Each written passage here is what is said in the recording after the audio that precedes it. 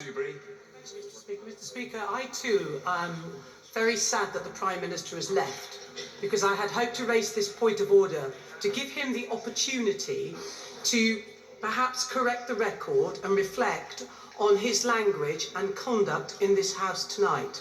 Mr. Speaker, it gives me no pleasure to say I am 62, I've been around and I've seen quite a lot of stuff in my life. It takes a lot to reduce this honourable member to tears. And it gives me no pleasure saying that. But that is, I am not alone tonight.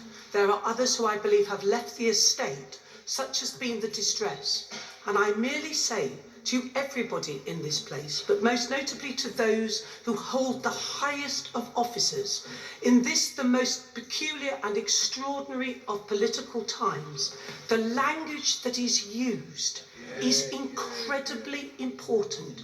Mr. Speaker, we have evidence, whatever side of the debate you are on, when you use words like surrender, capitulation, and others use the word traitor.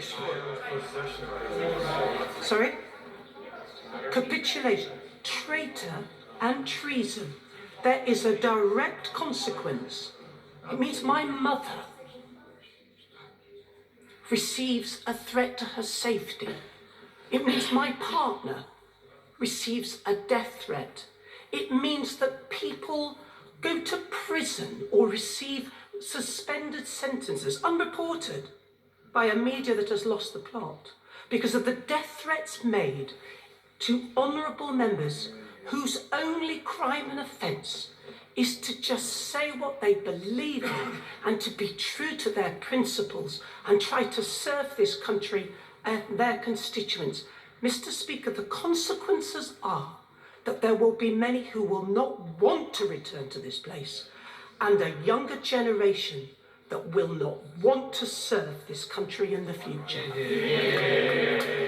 Well, I've heard what the Right Honourable Lady has said, which I treat with the greatest possible respect. I am well aware of, I am personally familiar with the fact of the abuse and threats to which the Right Honourable Lady has been subject over a long period. I deprecate in the strongest and most uncompromising terms those threats to her and to other members. I've received many myself, as a matter of fact.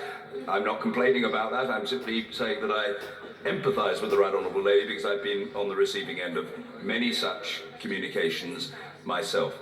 Each and every one of us has a responsibility to weigh his or her words and to try to make the arguments in which we believe with care and, if possible, with eloquence, or even from time to time with humour, but in terms that demonstrate respect for those who hold a point of view that differs from our own.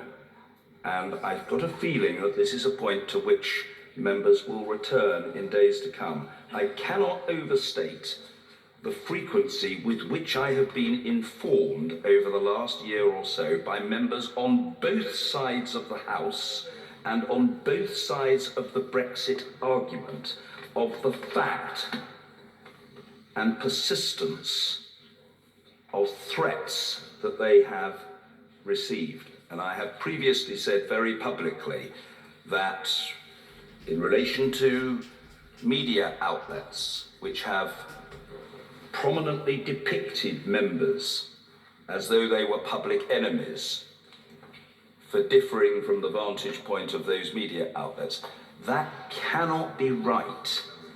That cannot be right. I have no desire to escalate these tensions and every desire to try to use words that are pacifying rather than inflammatory.